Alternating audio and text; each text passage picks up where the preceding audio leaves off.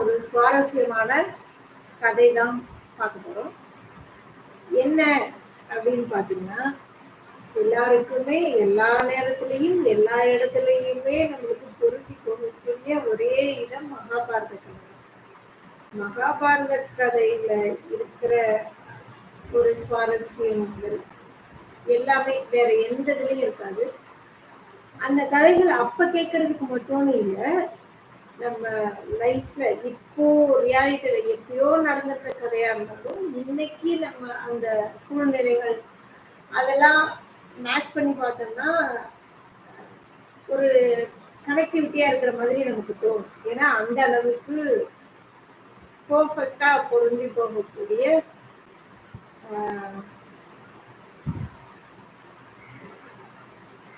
ஒரு கதை அப்படின்னா மகாபாரத கதை தான். சரிங்களா? இப்போ அதுல இருந்து தான் நம்ம பார்க்க போறோம். ஆக்சுவலி எதிர்பார்க்காத ஒரு 2 பேர், சரியா, லைஃப்ல எதிரே பார்க்காத 2 பேர் ஒரு தருணத்துல 2 பேரும் ஒரு இடத்துல மீட் பண்றாங்க அப்படின்னா அது எவ்வளவு பெரிய சுவாரஸ்யமான ஒரு நிகழ்வா இருக்கும்ல. இவங்க நம்ம கிட்ட பேசுவாங்களா அப்படிங்கிறத யோசிக்கிறதுக்கு முன்னாடி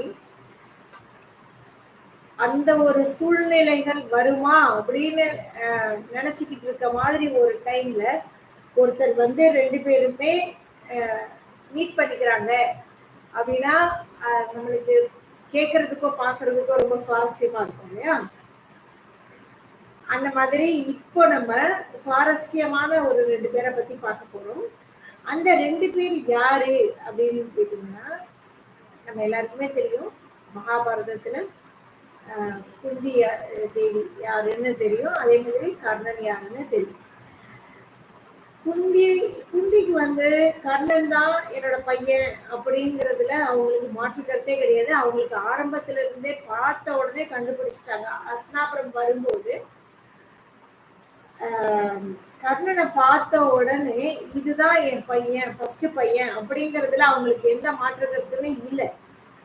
ஆனா அவங்க எல்லாருக்கும் முன்னாடியும் அதை சொல்லவே இல்லை. ஆனா ஃபர்ஸ்டே கண்டுபிடிச்சதுன்னு பார்த்தா குந்தி தேவிக்கு நல்லாவே தெரியும் இவன் தான் என்னோட பையன் அப்படின்னு. ஆனா ஒரு இடத்துல கூட அவங்க ஒரு சலனம், எங்கேயாவது ஒரு இடத்துல நம்மளை மீறி சொல்லிடுவோமோ அப்படிங்கிறது கூட இல்லாம, எந்த வித ரியாக்ஷனும் இல்லாம என் பையனு தெரியும் ஆனா நான் எந்த இடத்துலயும் அதை காமிச்சுக்கிட்டதே கிடையாது அப்படிங்கிற மாதிரி அவங்க ஒரு தடவை கூட கர்ணனை தன்னோட பையன்னு சொன்னதே இல்லை. அவங்க நடத்தையிலையும் சரி எந்த இடத்துலையுமே அவங்க சின்னதா காட்டிக்கிட்டதே கிடையாது.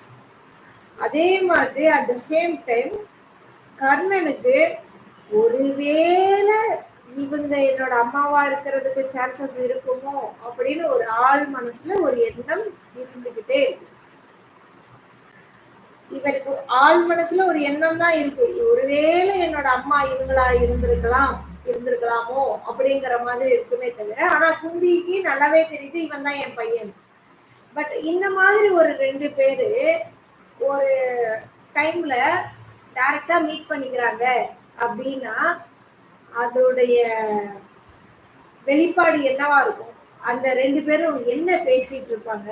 ஃபர்ஸ்ட் பேசும்போது அவங்க 2 பேருக்குள்ளேயும் என்ன கான்வர்சேஷன் போயிருக்கும், எப்படி ஆரம்பிச்சிருப்பாங்க, அந்த சுவாரஸ்யம் இருக்கும் இல்லையா? அதுதான் நம்ம இன்னைக்கு பேச போறோம். இப்போ பாண்டவர்களுக்கும் கௌரவர்களுக்கும் நிறைய சண்டை வந்துருது, அது எல்லாமே தெரியும் இல்லையா? நம்ம ஸ்ட்ரைட்டா இந்த பார்ட்டுக்கு வர்றதுனால கிருஷ்ணர் வந்து என்ன பண்றாரு, கிருஷ்ணருக்கு குந்தி தேவி அத்தை தானே வேணும். குந்தி தேவியும் வாசுதேவரும் அண்ணன் தங்கச்சி, சித்தப்பா கசின்ஸ் பிரதர்ஸ் மாதிரி அண்ணன் தங்கச்சி. அப்போ வாசுதேவனோட பையன்தான் வந்து கிருஷ்ணர் இல்லையா? அவர் வந்து குந்தி தேவியை வந்து பார்க்கும்போது ஒரு நாள் அந்த போர் நடக்கும்போது ஒரு நாள் எல்லாமே முடிஞ்சு கர்ணன் தான் அந்த படையை ஓட்டிட்டு போய் ஃபைட் பண்ண ஆரம்பிக்கிறார் அப்படின்னும் போது மகாபாரதத்துல அந்த போர் காட்சியில அழகா சொல்லியிருப்பாங்க. அந்த 5 பேர், அந்த பக்கம் 5 பேர் இருந்தா கூட இந்த சைடு ஒரே ஒரு கர்ணன்ற ஒரே ஒருத்தர் அந்த 5 பேரையும் நிலைகுலிய வைக்கிற அளவுக்கு அவ்வளோ அழகா ஃபைட் பண்ணாராமா. அன்னைக்கு நைட்டு வந்து குந்தி தேவிய பார்க்க வராரு. வரும்போது எந்தவித சலனமுமே இல்லாம, அதாவது இந்த படத்துல பாக்குற மாதிரி அந்த மாதிரி எல்லாம் இல்ல. ரியலா நம்மளுக்கு மகாபாரதத்துல என்ன சொல்லி, அந்த புராணத்துல என்ன சொல்லியிருக்கோ அதுதான் நம்ம படிச்சுதான் சொல்றோம். இப்போ அவர் நேரடியா போய் சொல்றாரு, அத்தை உனக்கு ஒரு இது 5 பேரை தவிர உனக்கு இன்னொரு ஒரு குழந்தை முன்னாடியே கல்யாணம் ஆகிறதுக்கு முன்னாடியே உனக்கு ஒரு குழந்தை இருந்தது இல்ல அப்படின்னு கேட்ட உடனே இது நம்மள மாதிரி ஆட்களுக்கெல்லாம் டக்குன்னு ஒரு மாதிரி ஆயிடும்ல. என்ன கேள்வி, யாரை பார்த்து, பெரியவங்களை பார்த்து எப்படி இந்த கேள்வி கேட்ப அப்படின்ற மாதிரி நமக்கு தோணும் இல்லையா? பட் ஆனா கிருஷ்ணருக்கு கேட்டவருக்கும் சலனம் எதுவும் இல்லை. அத கேட்ட குந்தியாருக்கும் எந்த வித சலனமும் இல்லாம அப்படியா ஆச்சரியமா, ஐயோ என்னவா இருக்கும் அப்படின்றதெல்லாம் எதுவுமே இல்லாம நார்மலா பார்த்து, ஆமா எனக்கு கல்யாணத்துக்கு முன்னாடியே ஒரு பையன் இருந்தான், நீ சொல்ற மாதிரி கர்ணன் என்னோட பையன்தான் அப்படின்ற மாதிரி சொல்றாங்க. எந்த வித சலனமுமே இல்லை. நம்ம எல்லாம் யாராவது ஏதாவது பண்ற டக்குன்னு ஐயோ கண்டுபிடிச்சாங்களா அப்படியா இப்படியானுவோம்ல, அந்த அந்த எதுவுமே இல்லை. அப்போ அவரு சொல்றாரு, நான் வந்த விஷயத்த நான் டைரக்டா சொல்லிடுறேன், எனக்கு இந்த சுத்தி வளைச்செல்லாம் பேச தெரியாது. உன்னோட இப்ப இருக்கு இந்த 5 பசங்க உயிரோட இருக்கணும்னா நீ யாருக்குமே சொல்லாம இருந்த உன்னுடைய மூத்த பையன் கர்ணன்கிட்ட போய் ஒரு வரம் வாங்கிட்டு வா அத்தை அப்படின்னு. உடனே வந்து சரி நான் போயிட்டு வரேன் அப்படின்னு சொல்லிட்டு குந்தி தேவி அங்க இருந்து கிளம்புறாங்க. ஆக மொத்தம் கர்ணனுக்கும் குந்தி தேவிக்கும் நடக்கிற அந்த கான்வர்சேஷன் இருக்குல்ல, அது வந்து அவங்க 2 பேரும் பேசுன மாதிரி இருக்காது. கர்ணன் சொல்லி குந்தியாரு கேட்டு இவங்க சொல்லி இதை இங்க வந்து கர்ணனுக்கிட்ட கேட்டு நம்மளுக்கு கிடைச்ச பதிலாதான் அது இருக்குமே தவிர எல்லாத்துக்கும் மேல இருக்கிற பரம்பொருள் கிருஷ்ணரோட லீலைகள் தான் இது இல்லையா? இவங்களா அந்த கேள்வி கேட்டிருக்க முடியாது. அப்போ சரி ஓகே, நான் என் 5 பசங்களுக்காக நான் போய் பேசுறேன் அப்படின்னு சொல்லிட்டு வராங்க.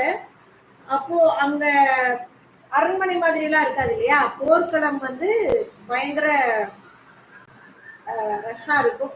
அந்த நைட்டு ஃபுல்லா கூடார மாதிரி போட்டு தங்கியிருப்பாங்க, பெருசா இருக்காது இல்லையா. அவங்களுக்கு அந்த திரைகளுக்கு முன்னாடி காவலாளி நிக்கிறாங்க.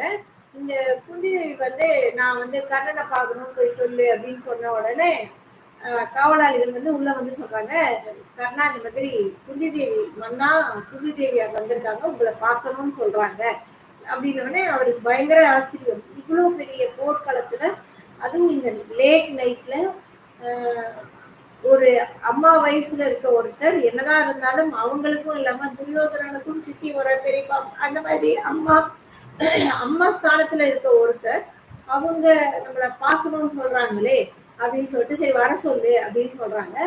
இப்ப இவங்க உள்ள போன உடனே பார்த்த உடனே வந்து ரொம்பலாம் இந்த சினிமாட்டிக் மாதிரி எல்லாம் எதுவும் இல்லாம டைரக்டா வந்த விஷயத்த டப்புன்னு போட்டு உடைக்கிற மாதிரி, நான் தான் உன்னோட அம்மா அப்படின்னு பட்டுன்னு சொல்லிடுறோம். இவங்களுக்கும் எந்த வித இந்த அழுகிறது அதெல்லாம் எதுவும் இல்லை. இவங்க வந்து நீ உன்னுடைய அம்மா நான் தான் அப்படின்றாங்க. கர்ணனுக்கும் அந்த அட் த சேம் டைம் வந்து பெருசா எதுவும் இல்லை, ஏதோ ஆள் மனசுல நிறைய இருந்ததுனால நான் தான் உன்னோட அம்மான்னு சொன்னோடனே பெருசா அதுக்கு ரியாக்ஷன் எதுவும் இல்லை. சரி ஓகே அப்படின்ற மாதிரி கொஞ்ச நேரம் கழிச்சு சொல்லுங்க அப்படின்ற மாதிரி பேச ஆரம்பிக்கிறாங்க. அப்போ இவங்க சொல்றாங்க, நீ வந்து என்னோட மூத்த பையன்றதுனால இந்த போர்ல இருந்து வெளியில வந்துட்டேன்னா இந்த அஸ்தினாபுரத்துக்கு நீயே மன்னர் ஆயிடலாம், நீயே மன்னன் ஆயிடு, என்ன அந்த 5 பேருமே உன்னை அண்ணன் ஏத்துப்பாங்க நான் சொல்லிட்டேன்னா, அதனால நீ இந்த இதுல இருந்து வெளியில வா, நான் உன்னை அம்மா நான் தான் என்னோட பையனை நான் சொல்லிடுறேன் அப்படின்னு சொல்லும்போது கர்ணன் வந்து வேண்டாம் அப்படின்னு. ஏன், நான் இவ்வளோ பெரிய இந்த போரே வந்து அஸ்தினாபுரம் யாருக்கு, பாண்டவர்களுக்கா கௌரவர்களுக்கான்னு தான் சண்டையே வருது. அப்போ இதோட முடிவே வந்து துரியோதனா தர்மனான்னு அடிச்சிட்டு இருக்கும்போது கர்ணன் தான் என்னோட மூத்த பையன் அவனுக்கு தான் அப்படின்னு சொல்லும்போது துரியோதனன் சைடும் எந்த பிரச்சனையும் வரப்போறது கிடையாது. ஆட்டோமேட்டிக்கா இதுக்கு நீயே மன்னர் ஆயிடுவ. உனக்கு வந்து இந்த அஸ்தினாபுரமே உனக்கு மன்னர் பதவிக்காக காத்துட்டு இருக்கு. இவங்க எல்லாருமே தம்பிங்களா உன்னை நல்லா பார்த்துப்பாங்க. நீயே வேணான்னு சொல்ற அப்படின்னு கேக்குறாங்க. அப்போ அவர் கொஞ்சம் கூட சலனமே இல்லாம சொல்றாரு, இல்ல எனக்கு இந்த பதவி ஆசை அதெல்லாம் எதுவும் இல்லை. ஒரு போர் அப்படின்னு ஒருத்தன் உள்ள வரானா போர்க்களத்துல வந்து சொகுசா எனக்கு அது இருக்குமா இது இருக்குமா அது கிடைக்குமா அப்படின்லாம் இல்லை. இந்த நிமிஷம் நான் உயிரோட இருக்கேன், அடுத்த நிமிஷம் நான் உயிரோட இருப்பனா இல்லையான்றது கூட எனக்கு தெரியாது. அப்படி இருக்கும் பொழுது நான் வந்து நான் மன்னர் அப்படின்னு எனக்கு சொல்லிக்கிறதுல உடன்பாடும் இல்லை. ரெண்டாவது எனக்கு வந்து நான் என் நண்பனுக்கு செஞ்சு கொடுத்த சத்தியம் ரொம்ப முக்கியம். என் நண்பனுக்கிட்ட நான் சொல்லிட்டு வந்திருக்கேன், நான் கண்டிப்பா அர்ஜுனனை கொல்லுவேன் அப்படின்னு சொல்லிட்டு வந்திருக்கேன். இப்போ என்னுடைய நண்பனுக்கு கொடுத்த சத்தியத்தை தான் நான் காப்பாத்துவேன்னு தவிர நீங்க என்னைய பையனா ஏத்துக்கிட்டீங்கன்றதுனால நான் இதுல இருந்து வெளியில வரவே மாட்டேன், ஒருபோதும் வரமாட்டேன் அப்படின்னு. அப்ப குந்திதேவி அங்க அப்படியே ஸ்டாப் பண்ணல, திருப்பியும் ஆரம்பிக்கிறாங்க. உனைய நீ தான் ஃப்ரெண்ட்ஷிப்னு சொல்ற, உங்களுக்குள்ள ஃப்ரெண்ட்ஷிப்பா இருக்கு, நீ உன்னை நம்ப வச்சிட்டு இருக்காங்க. துரியோதனன் உனைய ஃப்ரெண்ட்ஷிப்பா இருக்கணும்னு நினைக்கிறியா? அது தப்பு. அவன் சின்ன வயசுல இருந்து அர்ஜுனனோட வில்லுக்கு பதில் சொல்றதுக்கு யாராலையும் அந்த வீரத்துக்கு யாருமே இல்லை. அந்த வீரத்துக்கு நேர் இணையான ஒரு வீரன் நீ மட்டும்தான். அதனாலதான் அவன் உனைய பார்த்துக்கிட்டான். உனைய வந்து ஒரு நாட்டையும் கொடுத்து அங்க நாட்டையும் உனக்கு கொடுத்து அதுல அரசனாக்கி உனக்கு ஒரு பெருமை சேர்க்கிற மாதிரி பண்ணி உனைய வந்து அர்ஜுனனை கொல்லணுங்கிறது மட்டும்தான் உனக்கு சொன்ன விஷயமா இருக்குமே தவிர வேற எதுவும் இல்லை. அப்படி இருக்கும்போது நீ ஏன் அவனுக்காக போற?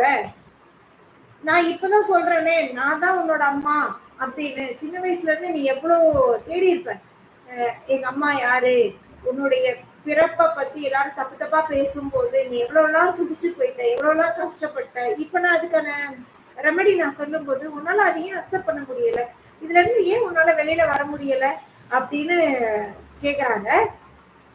அதுக்கு அவர் அழகா பதில் சொல்றாரு, தாயே நீங்க கேட்கறதெல்லாம் கரெக்டு தான், பட் இருந்தாலும் நான் வந்து என்ன நீங்க அப்படியே விட்டுட்டு போயிட்டீங்க.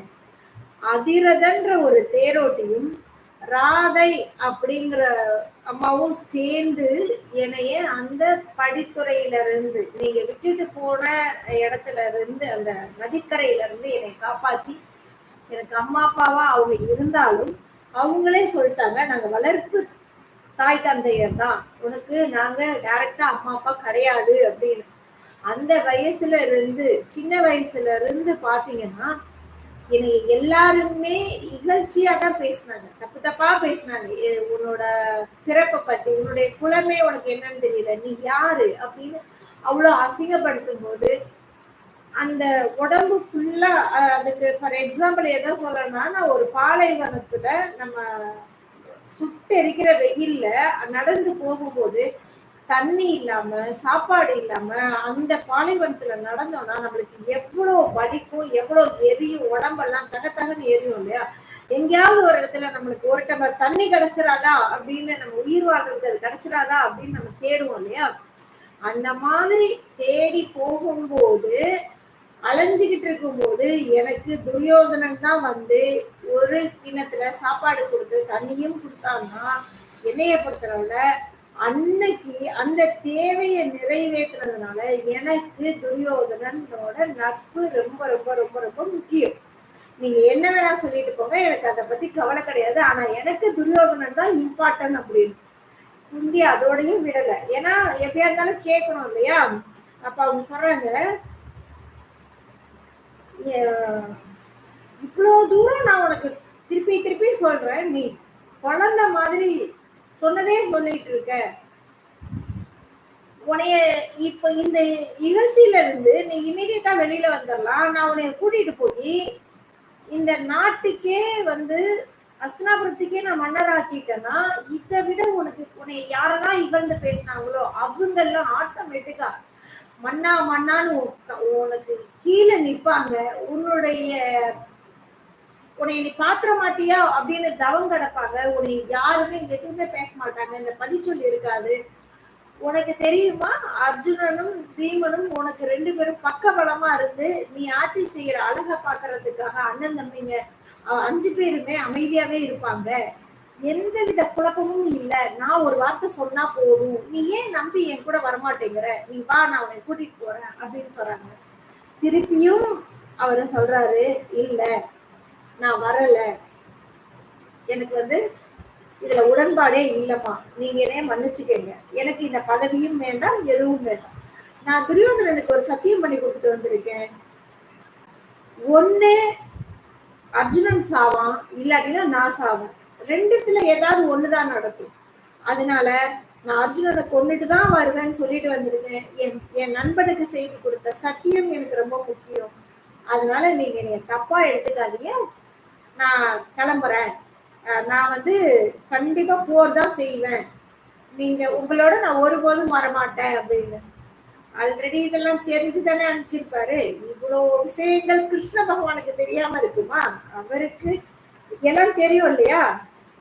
அவங்க கேக்குறாங்க, சரி ஓகே, நீதான் எல்லாருக்கும் வரம் கொடுப்பியே, உன்கிட்ட வந்து கேட்ட எல்லாருக்குமே எல்லா வரமுமே கொடுத்துருக்க. இப்ப நான் உன்னோட அம்மாவா வந்திருக்கேன், உன்கிட்ட 2 வரம் மட்டும் கேக்குறேன், அதை கொடுப்பியா அப்படின்னு கேக்குறாங்க. ஓகே கேளுங்க, நான் கண்டிப்பா கொடுக்குறேன் அப்படின்னு சொல்றாங்க. அப்போ அவங்க கேக்குறாங்க, நீ வந்து அர்ஜுனனை கொல்லு, எனக்கு அதை பத்தி கவலை கிடையாது. ஆனா நீ அவனுக்கு யூஸ் பண்ற அந்த ஒரு ஆயுதம் வந்து நாகாசுரம்னு எல்லாருமே சொல்லிக்கிறாங்க. அந்த நாகாசுரத்தை வந்து நீ ஒரு தடவை தான் நீ யூஸ் பண்ணணும், நீ 2வது தடவை யூஸ் பண்ணக்கூடாது அப்படின்னு சொல்றாங்க.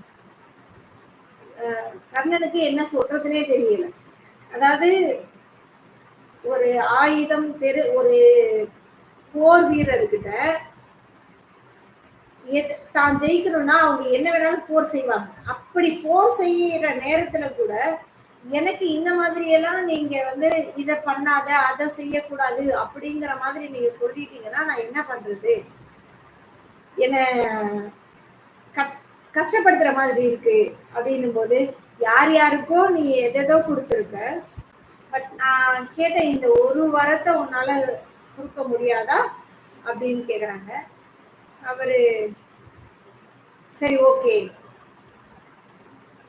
நான் வந்து ஒரு தடவைக்கு மேல அந்த அப்ப நான் வந்து ஏய மாட்டேன் அப்படின்னு ஃபர்ஸ்ட் வர. 2வது, நீ உன்னுடைய குறிக்கோள் என்ன? நீ என்ன சொல்லிட்டு வந்திருக்க உன்னுடைய நண்பனுக்கிட்ட? நான் அர்ஜுனனை கொல்லுவேன் அப்படின்னு தான் சொல்லிட்டு வந்திருக்க. எனக்கு இருக்கிறது 5 பசங்க, நீ அர்ஜுனனை மட்டும்தான் கொல்லணும். அதை விட்டுட்டு மீதி இருக்கிற 4 பேர் மேல நீ சண்டையே போடக்கூடாது, அவங்களை நீ தாக்கவே கூடாது அப்படின்னு. அதாவது கடைசி நேரத்துல எல்லாமே இழந்து ஒருத்தனுக்காக நான் நிக்கிறேன் அப்படின்னு ஒரு மன்னனா ஆப்போசிட் வந்து நிற்கும் போதும் இவங்க எதெல்லாம் செய்யக்கூடாதோ, தர்மத்துக்கு எகெயின்ஸ்ட்ல இருக்க செய்யக்கூடாத ஒரு விஷயத்த அம்மான்ற ரூபத்துல வந்து அவங்க வரமா 2யும் கேட்கும்போது நம்ம எல்லாரும் நினைச்சிருப்போம், ஆஹா கொடுக்க மாட்டாரு அப்படின்னு. ஆனா எல்லாமே எந்த நேரத்திலையும் எதை பத்தியும் யோசிக்காம கேட்டதெல்லாம் கொடுத்த கர்ணன் தன்னுடைய தாய் கேட்ட இந்த 2 வரத்தை கொடுக்காமலா இருப்பாரு? 2யுமே கொடுத்துட்டார். ஆனா இந்த சினிமால காட்டுற மாதிரி குந்தி தேவி பயங்கரமா அழுதாங்க அதெல்லாம் இல்லை. ரொம்ப ரியாலிட்டிக்கா அதுல இருக்கும். அவங்க கொஞ்சம் கூட கலங்கல, கொஞ்சம் கூட வருத்தமும் படல. அவங்க ரொம்ப ஓகே, எனக்கு இந்த 2 வரம் மட்டும் போதும், இந்த 2 வரம் கொடுத்ததுக்கு ரொம்ப நன்றி அப்படின்னு சொல்லும் போது கர்ணன் சொல்லியிருக்கான், தாயே நீங்க வந்து எப்பயுமே எனக்கு 5 பசங்கன்னே சொல்லியிருக்கீங்க, இனிமேலும் நீங்க எனக்கு இருக்கிறது 5 பசங்க மட்டுமே சொல்லுங்க அப்படின்னு. குந்தி தேவி திரும்பி பார்த்து ஏன் அப்படின்னு கேட்டிருக்காங்க. எப்படியா இருந்தாலும் ஒண்ணு அர்ஜுனன் உயிரோட இருப்பான், இல்ல நான் உயிரோட இருப்பேன். ஆக மொத்தம் உங்க கணக்குப்படி பார்த்தா 6 பேர்ல ஒரே ஒருத்தர் இறந்துதான் போகணும். அப்போ மீதி இருக்கிறதே நீங்க எப்பயும் சொன்ன மாதிரி 5 பேர் தான் என் பசங்கன்னு நீங்க தைரியமா சொல்லிக்கலாம். என்னால நான் எங்கேயும் உங்களை சொல்லவும் மாட்டேன், உங்களுக்கு கொடுத்த சத்தியத்தை நான் எங்கேயும் மீறவும் மாட்டேன் அப்படின்னு.